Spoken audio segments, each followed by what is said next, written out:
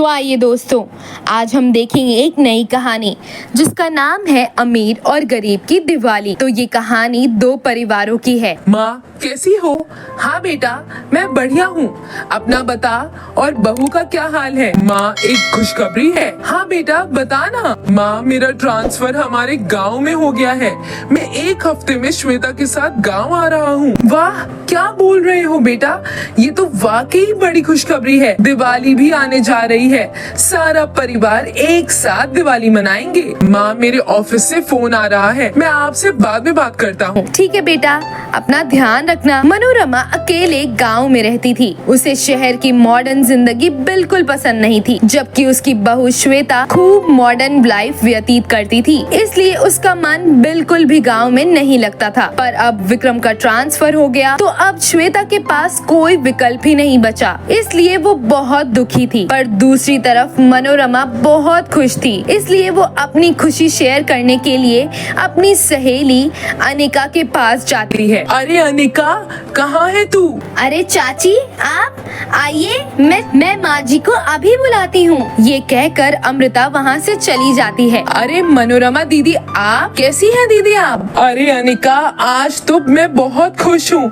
तुम्हें पता है, मेरा बेटा विक्रम अपनी पत्नी श्वेता के साथ गांव आ रहा है। विक्रम का ट्रांसफर हो गया है, इसलिए अब वो लोग हमारे साथ ही रहेंगे। अब मैं भी तुम्हारी तरह अपनी बहू और बेटे के साथ ही रहूंगी। वाह दीदी, ये तो बहुत बड़ी खुशी की बात है। अब दिवाली भी आने वाली है, इस बार आपकी दिवाली भी खूब मजे में होगी। हाँ हाँ बिल्कुल, अब मेरी बहू श्वेता पकवान बनाएगी। आज तक तुम और अमृता ने मेरा बहुत ध्यान रखा है, अब विक्रम और श्वेता भी तुम सबका उतना ही ध्यान रखेंगे। मनोरमा ये कहकर खुशी खुशी वहाँ से चली जाती है। मनोरमा का नाम गांव में अमीर लोगों में होता था।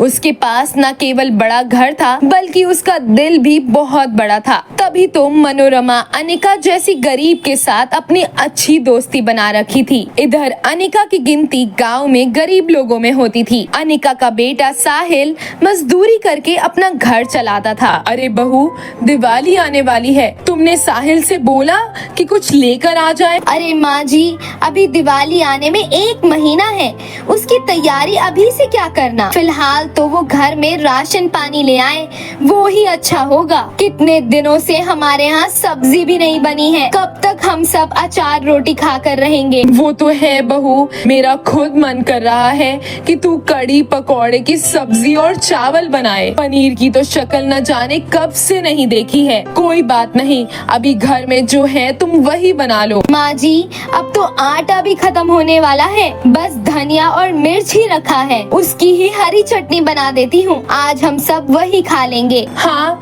ये ठीक रहेगा। इतने में अमृता का पति साहिल आ जाता है। ये देखो, आज मैंने हजारों रुपयों का काम किया है। दिए की तो ज्यादा बिक्री नहीं हुई, तो मैंने बोझा उठाने का काम किया। किसी का सामान उठाया तो उसके पैसे मिल गए। अब बस कमर बहुत दुख रही है। अरे इतनी मेहनत करने की आपको क्या जरूरत थी जी? जरूरत तो थी, मैं जानता हूँ घर में राशन नहीं है और दिवाली भी आ रही है। इसमें से 500 बचा कर रख लो और 500 का सामान ले आओ घर की जरूरतों का। जी आप निश्चिंत रहिए, मैं आपको आम के पत्ते का लेप लगा देती हूँ, आपकी कमर दर्द गायब हो जाएगी। हाँ, अभी पैसे बचाएंगे तभी तो दिवाली मना पाएंगे, काम का कुछ भरोसा नहीं है। अरे आप चिंता मत करिए, मैं जब तक फूलों का माला बनाकर बेच लूंगी। दिवाली के 1 महीने पहले ही साहिल का गरीब परिवार दिवाली मनाने की तैयारी में था। फिर 1 सप्ताह के बाद विक्रम अपनी पत्नी श्वेता और नौकर रामू काका के साथ गांव आ जाता है। श्वेता इतनी मॉडर्न थी कि उसे दिवाली की कोई खास खुशी नहीं थी, जबकि मनोरमा दिवाली के लिए बहुत उत्साहित थी। एक दिन सुबह में जब रामू काका सबको चाय दे रहे थे, तभी मनोरमा कहती है, अरे श्वेता बहू, बहुत अच्छा हुआ कि तुम सब दिवाली से पहले आ गए हो। दिवाली के दिन तुम बढ़िया बढ़िया पकवान बना देना।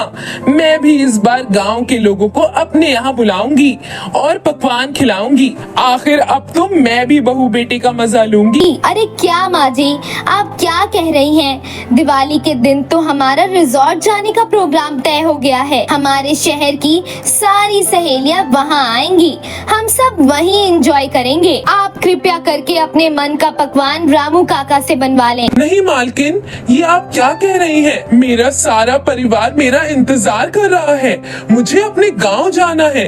आप मुझे एक सप्ताह पहले छुट्टी दे दें। What nonsense रामू काका, अगर मैं तुम्हें इतनी लंबी लीव दे दूंगी तो घर पर नौकर का काम कौन करेगा? दिवाली ही तो है, एक दिन पहले चले जाना। बल्कि दिवाली पर भी कौन जाता है?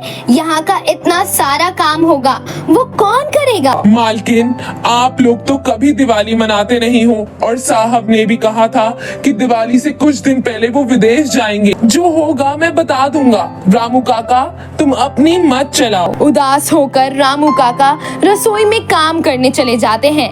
दिन गुजरते हैं। एक तरफ गरीब अपने दिवाली अच्छे से मनाने के लिए रोज चौक पर दिए बनाकर उन्हें रंग बिरंगा करके गांव के गली गली घूमकर टोकरी में बेचता है। दिए ले लो दिए, सुंदर सुंदर मिट्टी के दिए, ले लो दिए। इस तरह गरीब दिए बेचकर धीरे धीरे दिवाली की तैयारियां कर रहा था और मेहनत करने के लिए वो रात में टांगे पर अनाज को गोदाम से इधर उधर कर रहा था। फिर रात को टांगे से 4 चक्कर लगाने के बाद मालिक से कहता है, मालिक, हमने सारा काम कर दिया है, अब हम जा सकते हैं। अरे रात के 2:30 बज रहे हैं। एक हफ्ते में दिवाली आ जाएगी, तब तक बाकी का ये सारा माल पहुंचा देना। जी मालिक। बेचारा साहिल दिन में दिए और रात में काम करके बिल्कुल थक जाता था।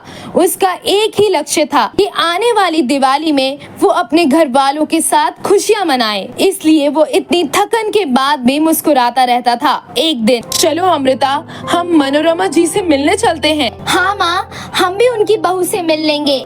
आज तक मैंने उनकी बहू को नहीं देखा है। सुना है बहुत ही सुंदर है। अरे मनोरमा दीदी, क्या हाल है? आओ अनिका, बैठो। अनिका वहाँ लगे सोफे पर बैठ जाती है। तभी श्वेता वहाँ आ जाती है और कहती है, क्या माँ जी, आप इन लोगों को सोफे पर क्यों बिठा रही हैं? इन लोगों की इतनी औकात नहीं है कि ये लोग हमारे लेवल में बैठें। आप इन लोगों को प्लीज फर्श पर बैठने के लिए कहें। अमृता और अनिका ये सुनकर बहुत दुखी हो जाती हैं और मनोरमा के कुछ कहने से पहले ही वो दोनों वहाँ से चली जाती हैं। मनोरमा ये सब देखकर बहुत दुखी हो जाती है। श्वेता बहू, ये तुमने क्या किया? तुम्हें पता भी है ये लोग हमारा कितना ध्यान रखते हैं और आज तुमने इन लोगों का इतना अपमान कर दिया। ये तुमने बिल्कुल अच्छा नहीं किया बेटा। श्वेता कुछ भी जवाब दिए बिना वहाँ से चली जाती है। ऐसे ही वक्त गुजरता गया और अब दिवाली आ गई। दिवाली की सुबह। माँ, अमृता, देखो मैं आप सबके लिए क्या लेकर आया हूँ।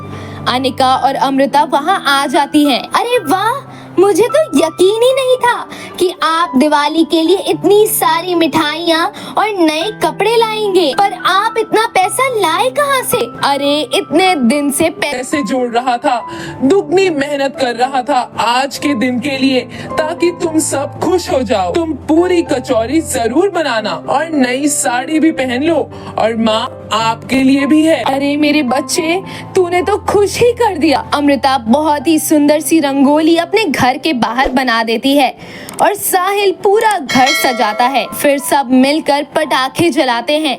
गरीब परिवार नए कपड़े पहनकर खुशी खुशी त्योहार का मजा लेते हैं। उसके बाद वो पूरी कचौड़ी स्वादिष्ट मिठाई खाते हैं। आज तो मजा ही आ गया माँ।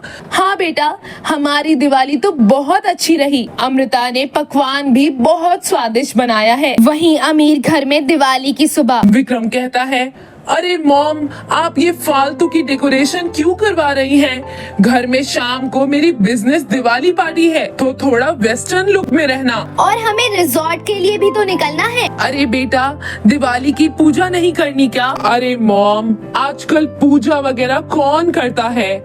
अरे आज का दिन पार्टी के लिए होता है। कैसीनो में जाएंगे, ड्रिंक करेंगे, ये सब छोड़िए ना। सबसे महंगे आउटफिट मंगवा दिए हैं मैंने, सबके रूम में रखे हैं। पहन लेना। माँ जी, मैं पार्लर जा रही हूँ, वहाँ से आते ही हम रिजॉर्ट के लिए निकल जाएंगे। दिवाली की शाम होती है।